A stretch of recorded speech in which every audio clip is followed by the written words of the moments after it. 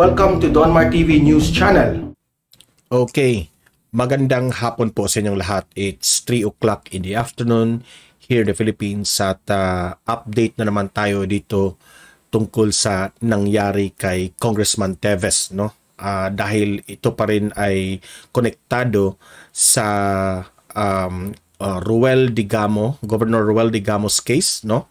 Former governor ng Negros Oriental. At may mga panibagong updates, may mga panibagong pangyayari, no? Kagabi lang, no, napansin ko na merong in-upload itong si Congressman Teves sa kanyang page, no? Congressman Arnie Teves page, no? So yung kanyang, again, nag-trending yung video at ayan, may sa mga media binalita na naman ito yung mga sinasabi ni Congressman Teves at yan, si Congressman Teves nagsalita na nga, nag-explain sa kanyang sarili bakit hindi siya nakapunta na yung given na binigyan siya ng 24 hours na lumutang. Okay? So, i-explain natin yan kung ano ang kanyang mga sinasabi doon, no? Hindi ko na i-play ang video, kundi kunin lang natin ang mga detalye doon, okay? At ngayon lang, ngayong umaga, itong si Presidente Bongbong Marcos nagsalita na rin, nananawagan dito kay Congressman Teves. Okay? Alamin natin yan, babasahin natin yung sinabi ni Presidente Bongbong Marcos tungkol kay Congressman Teves. Pati na rin itong kasalukuyang nangunguna dito sa investigasyon na si DOJ Remulla, may sinasabi itong si Congressman Teves. Yan, itatalakay natin yan. Okay? So, para naman maganda yung discussion natin at kayo ay makapag komentaryo dito sa inyong opinion tungkol sa sitwasyon ni Congressman Teves na wala ngayon sa Pilipinas. Okay? Pero bago natin ito itatalakay, help me na i-like at i-share itong video natin sa Facebook at sa YouTube para kakalat ito sa taong bayan. Okay? Sabay-sabay tayong mag-like and share sa Facebook at YouTube. 1, 2, 3, go! Thank you very much. And also guys, please subscribe Donmar TV and follow Donmar TV para lagi kayong updated naman sa mga balita na kagaya nito. Okay? Mga updates para ma-notify kayo, okay? So, sabay-sabay tayong mag-follow and subscribe sa ating mga Facebook at YouTube. 1, 2, 3, go! Thank you very much. Pag-usapan natin itong video ni Congressman Teves kagabi, no? In-upload niya, hindi yun live, no? I think it was uploaded by him. Pero yung napansin ko sa video ay putol-putol, medyo edited, no? Para mabilis yung video, mabilis na maintindihan. I think yun ang kanilang layunin noon, na putol-putol yung video. Okay?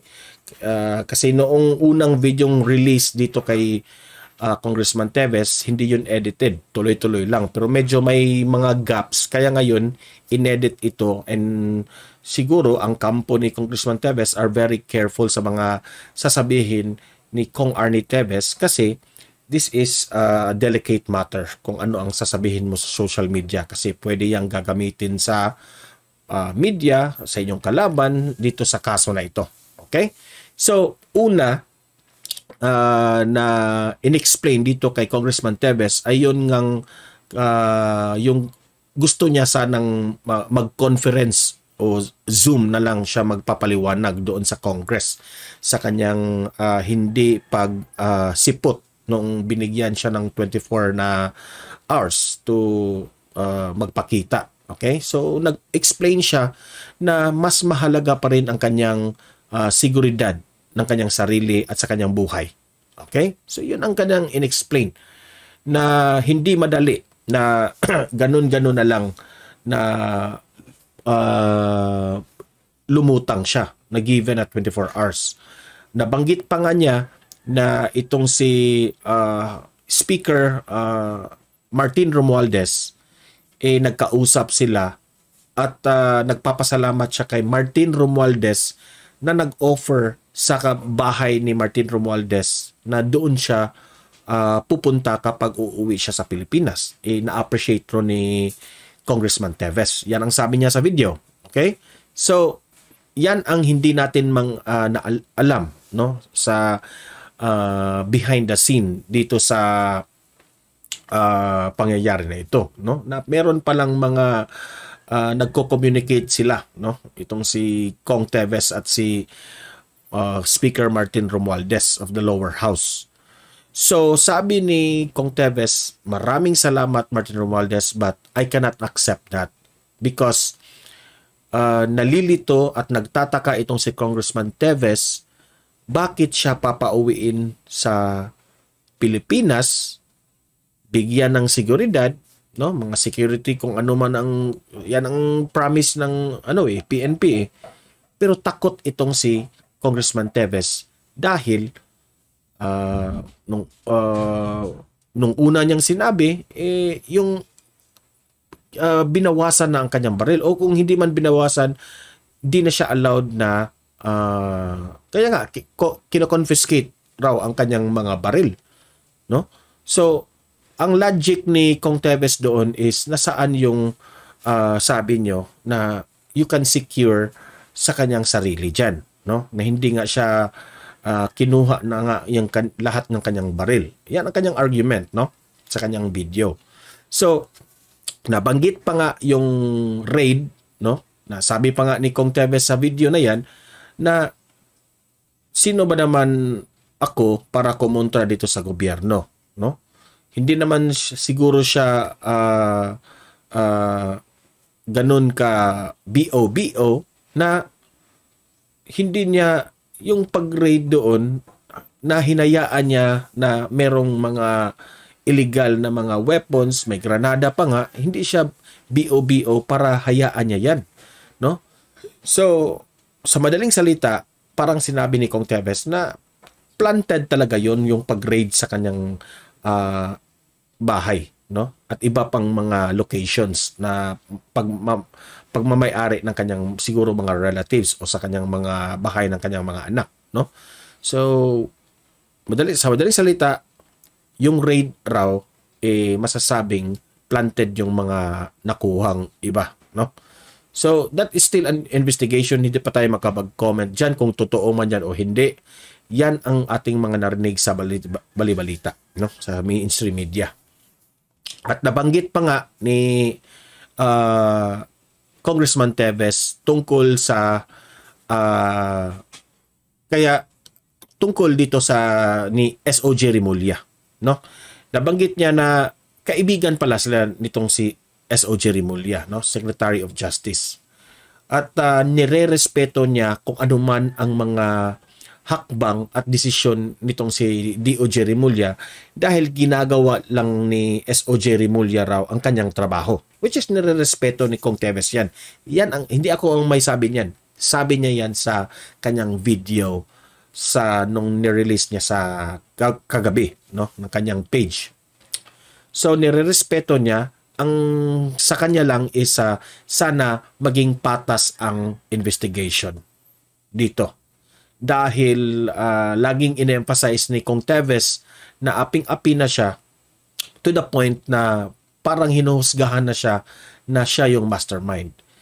Ang panawagan ni Congressman Teves tingnan lahat ang anggulo dito sa case na ito. Hindi lang siya, no? Maraming anggulo dito. Yan ang kanyang panawagan kay SOJ Rimulya. Okay? Yan ang nasa video. So, sa akin man dito, tama nga naman si Congressman Teves ito. I hope na itong si SOJ Rimulya ay he will hear the request of Kong Teves, no? Para naman hindi kayo mabash sa taong bayan, SOJ Rimulya, na naging patas ang inyong mga handle this case. Okay? Kasi lagi itong iniugnay, no? Inihalantulad na naman dito kay General Bantag ang pangyayari na ito. And this will reflect sa trabaho ng mga DOJ, no? Na palpak na naman, ganun, ganyan. Dapat maiiwasan natin yan na mindset ng taong bayan. So dapat ipakita ito suggestion lang ito sa akin, no? Dapat magpakita itong si SOG Rimulya ng tamang investigasyon na patas, fair and square sa lahat ng bagay, dahil sabi ni Kong Arnie Teves ay hindi lang si Governor Digamo o yung asawa o pamilyang Digamo ang biktima rito. Pati raw siya, sabi ni Kong Teves, ay biktima rin siya dito. Yan ang sabi niya. Hindi lang yung namatayan, ha? Sabi pa nga niya, biktima rin siya rito, no? O baka nasabi yan ni Kong Teves kasi he thinks, and maybe it's true, na hindi talaga siya ang mastermind. So kaya nasabi niya na biktima rin siya rito, na pinagbibintangan, di ba? Tama nga naman, no? Pero lagi ko itong sinasabi, lahat ito ay statement pa. Wala pa tayong pruweba. Lahat ito ay still investigation. Hindi tayo makapagsabi kung totoo o hindi man ito. Okay? So yan ang update tungkol kay Rimulya. I don't know if kung babalikan ko yung video kung nagkausap ba talaga in the telephone itong si SOG Rimulya or si what do you call this one? Si Kong Teves. Dahil I believe magkaibigan ito dahil nagkasama ito sa lower house noon sa Congress, no? I don't think na walang event na nagkasama itong dalawa. So magkaibigan ito. One call away lang ito, kumbaga, no? Meron itong mga contacts, no, sa kanilang mga secretaries o direct man sa kanilang mga cellphones, no? So yun nga, sabi ni Kong Teves na hindi lang siya ang biktima rito, kundi lahat na involved dito. Biktima ang mga, masasabi nating na biktima yung pamilyang Digamo. Sabi ni Kong Teves, biktima rin siya. At sa lahat ng mga yung casualties, no? Yung nandun during the event na namatay doon, no? Yung mga humingi ng tulong kay Governor Digamo. Kawawa rin. Lahat yun biktima, no? So, meron ng mga lumutang na another suspect. Sabi pa nga ni Congressman Teves, scripted raw ito, no? Yan ang sabi niya sa kanyang vlog. Sa kanya yan. Siya ang nagsabi niyan na I think itong scenario na ito ay parang scripted na, no? So, nabanggit rin ni Congressman Arnie Teves yung isabong na yan, no? Na dahil nung una pa, hindi pa nangyari yung pagkamatay ni Governor Digamo, nag-release na siya ng video ng kanyang page. Na yun nga, may balita siya na i-raid ang kanyang bahay at ito raw ay tungkol sa politika, no, na gustong pabagsakin, na meron raw siyang isabong at tinanggihan niya ito na wala na siya sa isabong, no? Nakita ko yan sa kanyang page. So, nambanggit yung isabong. Kaya nga itong si Presidente Bongbong Marcos, noong nag-release ito kagabi si Congressman Arnie Teves, ngayon lang umaga, sumagot itong si Presidente Bongbong Marcos sa media rin, no? Na hindi ito tungkol sa sabong, kundi tungkol ito, hindi ito tungkol sa isabong, kundi tungkol ito sa pagkamatay ni Governor Digamo. Okay, so ipapakita ko ang balita ng SMNI, no? Yung mga sinasabi ni Presidente Bongbong Marcos laban kay Congressman Teves. Babasahin natin, ha? Hindi ito video.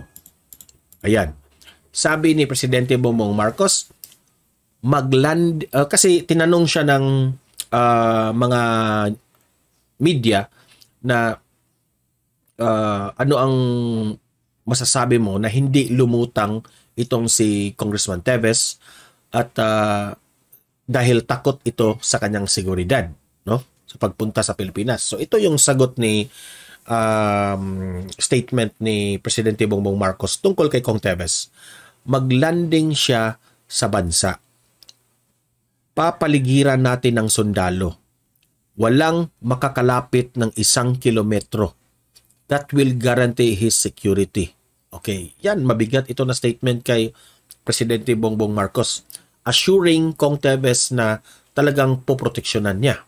But I don't know and kung tatanggapin ba ito ni Kong Teves, no? Wala pang response as of now. So we have made all of these offers pero hindi pa siya nagde-decide. Ayan, hindi pa raw nag-decide si Kong Teves. Okay? President Marcos has been giving this special attention to Kong Teves. Okay? The only advice I can only give to Congressman Teves, Congressman Arnie, is that habang tumatagal ito, mas nagiging mahirap ang sitwasyon mo. Okay? So hindi niya pag-follow noon sa 24 hours na given sa Kong Teves, lalo raw itong naging mahirap ang sitwasyon. No, I don't know kung ano ang kanyang maging kung ano ang kang sanction dito na hindi pagsipot ni Kong Teves, no. Mas maaga kang makauwi, mas marami pang option ang mangyayari. Pero pagka masyado nang late, wala na, mapipilitan ang gobyerno. No, ano kaya ang ibig sabihin ni PBBM dito na mapipilitan raw ang gobyerno? We will have to move without any discussions with him. So meaning, parang sinabi ni PBBM na hindi na sila ang gobyerno ay hindi na makipag-negotiate sa kanya if ayaw niya dito sa mga binigay, no? Sa akin naman, no? Pasalamat nga itong si Kong Teves na binigyan siya ng special attention ng gobyerno natin. Especially na presidente na yung nagsalita tungkol dito. Okay? It's I think also na itong si Congressman Teves ay mahirap rin itong na-desisyon sa kanya. He has to think twice and because this is very delicate, no, itong pangyayari na ito. Dapat nga lakasan niya ang kanyang loob sa pagtitiwala dito sa ating gobyerno, no? So kasi anything could happen sa ganitong sitwasyon. So ayan, nagbigay ang ating presidente ng option. So sa kanya na yan. Kapag hindi pa rin manegotiate si Kong Teves sa ganitong paraan, hindi na natin alam kung ano ang gagawin ng gobyerno. Hindi na sila makipag-negotiate kung hindi gagawin na nila ang dapat gawin.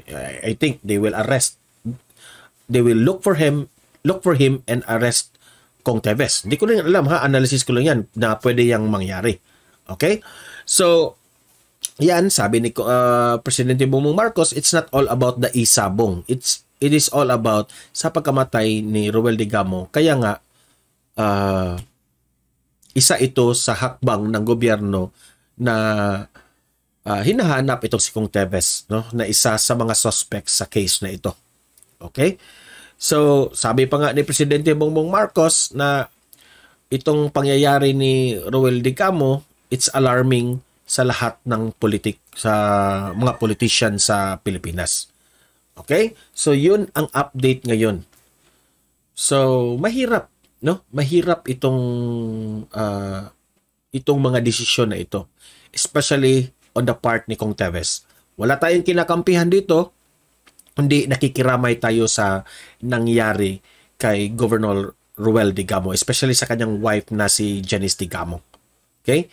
Na posible itong mangyari sa ating lahat na ordinaryong tao at especially sa lahat ng mga politicians, no? Na this will serve as a lesson ng awayan, no? Mga away-away sa politiko. Okay? Di natin alam na biktima rin itong si Kong Teves, na gusto nilang pabagsakin itong si Kong Teves through sa ganito, no? Papatayin ang kalaban para pagbibintangan itong si Kong Teves. Pwede rin niyang mangyari na yan. Anything could happen on this situation. So, kayong mga audience ko dito, libre kayong mag-comment, mag-react tungkol sa sitwasyon dito. No? Nagsalita na itong si Presidente Bongbong Marcos at nagpapaliwanag na itong si Kong Teves bakit hindi pa siya nakapag-uwi dito sa Pilipinas. Okay? So comment, react, give your analysis at babasahin natin yan lahat. Give your opinion. Okay? Sharing of ideas. So help me na i-like at i-share itong video na ito para kakalat ito sa taong bayan at subscribe, follow Don Mar TV para lagi kayong updated sa mga hot issues ngayon sa Pilipinas. Okay? So guys, hanggang dito na itong video na ito. Have a great day. God bless inyong lahat.